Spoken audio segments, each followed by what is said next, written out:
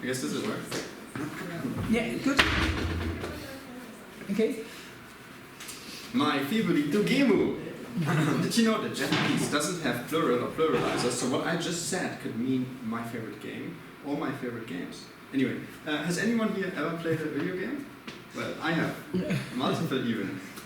11 even. I'm going to show you all of them.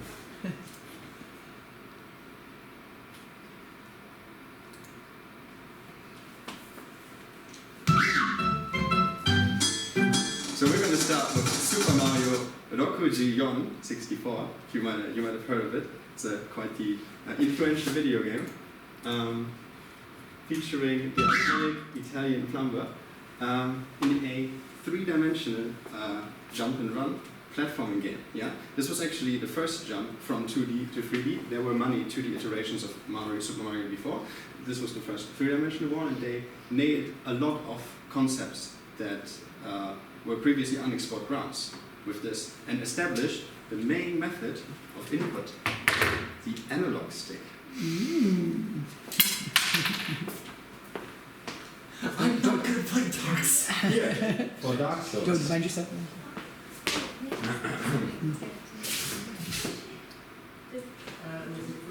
Some people even go so far as to say that the Nintendo Rokujiyon was designed for Mario. So the controller, the new input method was devised so that this experience was possible. In 2002, the world was in a bleak state. All games were garbage, turn-based video games, and we didn't have any good role-playing games at all. Yeah? But then Nomura Tetsuyo came along and talked to someone in an elevator, and thus Kingdom Hearts was born. Not convinced yet? Okay, what if I told you that it's a merger of the prestigious Final Fantasy line of role-playing games set in the whimsical worlds of animated Disney works brought together in an action-based role-playing game?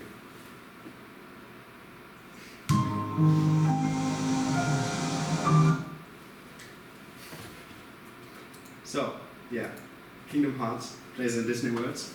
Can anyone here spot the Disney world? It's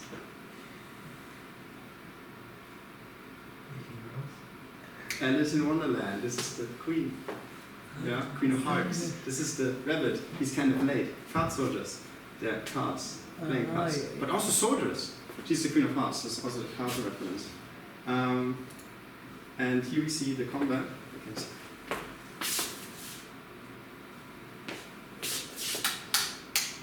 Was that switch? No, they don't. Okay, whatever. It's on a sensor, yeah. Yeah, you can see the comment. He's totally hitting this enemy, and you can see it. Anyway, featuring the beloved characters of Donarudo and Guhi, which you all recognize and know, right? And in the background, you can see the famous Disney princesses. Here we see Alice, Snow White, and Jasmine. So you're playing as Sora, the protagonist, who fights the heartless threat all over the world that they travel to. Sacred Code is a 2004 video game, originally released as just Sacred, and then later Sacred Plus, by the now defunct German developer Ascron Entertainment, more specifically Studio 2. It's a derivation of the Diablo 2 game. You might have heard of Diablo, very influential in the RPG genre. And it's set in the same genre of the isometric action RPG. The projection is actually not isometric, but dimetric. But no one knows that, and that's why everyone calls it isometric. Just like I just did. And that's how it gets perpetuated. Anyway, so you have a character selection screen where you can select a class like the gladiator, seraphim, demon, dwarf, etc. And then you can run around slaying monsters, shooting fireballs at them. There are multiple difficulties to choose from, like bronze, then silver, then gold. Hey, that's the name of the re-release with the DLC. Then platinum, and then niobium, which is totally a real element.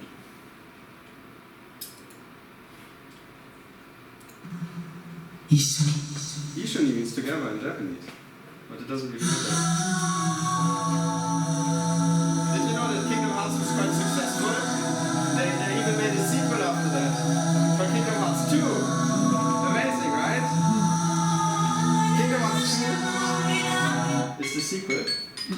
direct sequel to Kingdom Hearts.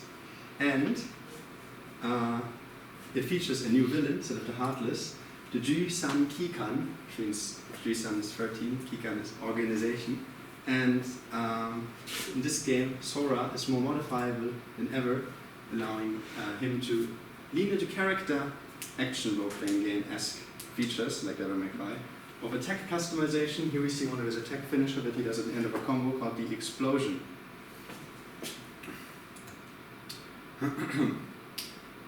Call of Duty Modern Warfare 2 is quite an explosive video game. The franchise hasn't reached this level of over-the-top, enjoyable raw action yet, but we're not going to talk about Call of Duty Modern Warfare 2. We're going to exclusively talk about the Spec Ops mode from Call of Duty Modern Warfare 2.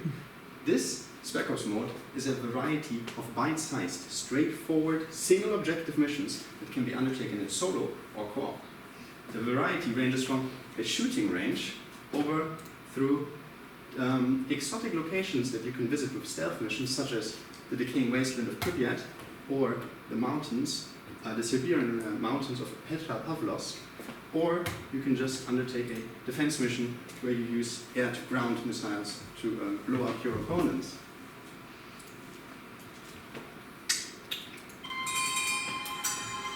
Terraria is the 7th most sold video game of all time. And it is also a video game that isn't part of a pre-established franchise. But it was released in 2011, so it doesn't count. No, I'm sorry. It is a side-scrolling, base-building, mining, crafting, combat video game in which you do just that. It has unique progression milestones and features biomes that transform the world in the way you interact with them. It features light role-playing elements in form of accessories and armor, in which you can change the way you engage with the game via playstyle, such as Summoner, Magician, or Melee.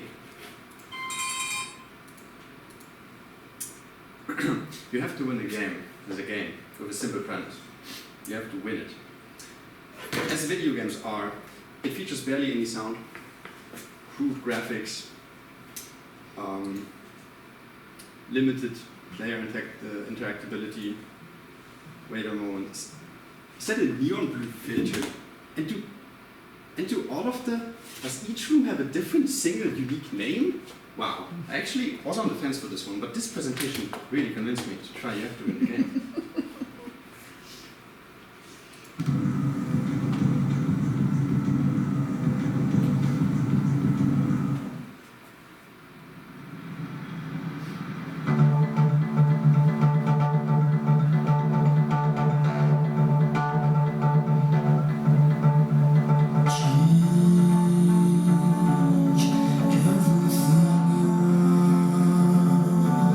This is the opening of Need for Speed Most Wanted 2012, and as the lead singer of the band Muse just said, change everything you are. And that is what they did.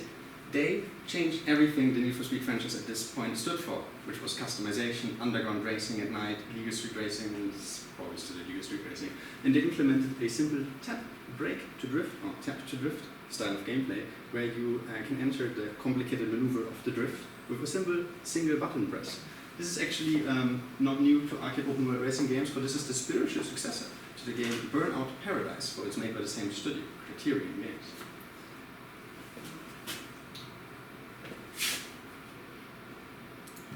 You got it, boss.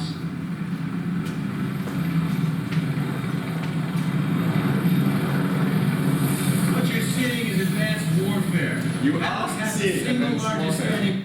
Advanced Warfare 2014. While this is a segment from the single player, we will be exclusively focusing on the multiplayer. Again, apparently I like doing that. So, in the multiplayer of Call of Duty Advanced Warfare, they changed how the stale and tried repetitive formula of Call of Duty is being developed by implementing advanced movement. Yeah? This advanced movement takes the form of jumping, sliding, dashing in the air, and stomping onto the ground. And as you can see, the gameplay is much faster paced and explosive than previously.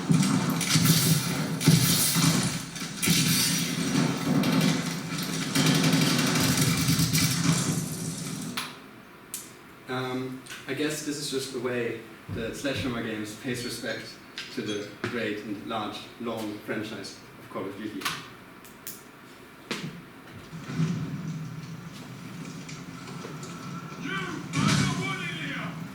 Oh no, you are not wanted here in Yarnham, the Victorian London, where you can see that the average opponent is the typical British male, just like William over here. And this is a game that actually scams you by pretending to be just a regular horror game. But then it slightly goes into body horror, and then later on turns into cosmic horror. Yeah? Unheard of, truly. Oh, this is basically like Dark Souls, so you're gonna enjoy it.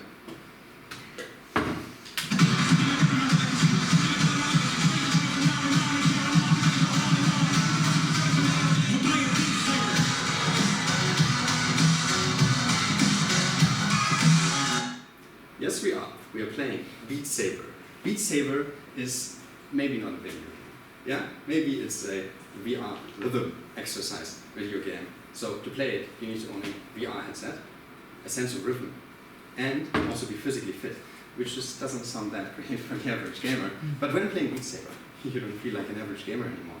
You feel like a god with twin sabers made out of light at your command. And as you keep slicing and dicing into the room, you only notice the strain this game has on your arms once you hit a song where you have to do too many rotations and it's too hard for you. So yeah, this was my presentation, which might have not only been about favorite games, but also maybe about sound design and the important and opening cutscene plays, but who knows? Unfortunately, we don't have time for questions. But also, then again, I'm fairly certain that no one here will have it. Are you going to be taking this back? No, you can have it. You can eat Dark Souls with that. I eat Dark Souls with that. And Bloodborne, and Elden Ring, and Demon Souls, and Dark Souls 2, and Dark Souls 3. Any and questions? Sekiro. Questions, anybody? So what's your most favourite game at one? No. If you were to pick one. No. Yeah. Do you own VR headset? Did you try the Beat Saber? Yeah. Do you like it? Yeah, of course. Why do you think it's on this list? Fair enough. Okay, so these are your favourite 10 games. Mm-hmm. What's the connection between them? Or is there any None. connection? None. Absolutely not. I mean, we can dissect them into seeing that some of them are role-playing games. Mm. Role-playing games have replayability ingrained into them, and player choice, and freedom. Super Mario 64, for example, has the freedom for you to choose to play any level you want. Sekiro is a complete open world action RPG where you can go wherever you want. In Kingdom Hearts, linear story focused. Call of Duty Modern Warfare 2, I said the variety, but you can choose what you want to play and how you unlock through the progression. You have to beat missions to unlock others, but you always unlock them in a batch. So yeah, again, freedom. Terraria, you can go left or right, or down. Very much freedom. You have to win the game as a Metroidvania, so that's basically also very heavy on exploration and decision making of the player. Most Wanted plays in an open world city of Fairhaven, open world freedom. Advanced Warfare multiplayer shooters, you can basically express yourself the way you play, your play style. I play the play style of Rusher, which is I run around like a headless chicken. And Bloodborne is an RPG again. And Beat Saber is a rhythm game. It's very fun. Beat Saber is the outlier. Yeah. Well, Terraria is a bit of an outlier there too. Why? It's just very different. More Straight, It's a whole you know. game, alright. It's a nice, simple old game. I can't believe It's not do you old. say? Did you They're say? sorted after age, by the way. Terraria is not old. Well, it's old enough. It's an old style Yeah, type of game. it's true. Did you say it was the 7th most popular game Of all time. of all time? Or sold game, if you measure popularity by units sold. 7th in terms of users or in terms of Sold copies. sold copies? 7 was sold. In which year was it? 7? 2000, no, right now. So this moment. It was released in 2011, received numerous updates since then. Numerous updates they titled Final Update. They're still not done, they're currently working on the final update. Final update. Yeah. And it's currently the 7 was sold game. It's multi-platform. That's how you sell many copies. They're selling it on every single platform. Wii U, PS3, Xbox 360, 3DS, and every other generator after that. So if we're looking at a common theme here, we're looking at, I suppose, Still, I apart like from the the few, games. there's a little bit of choice. Yeah. Yeah, Yeah. good. Well done. Thank you. Thank you. Everybody?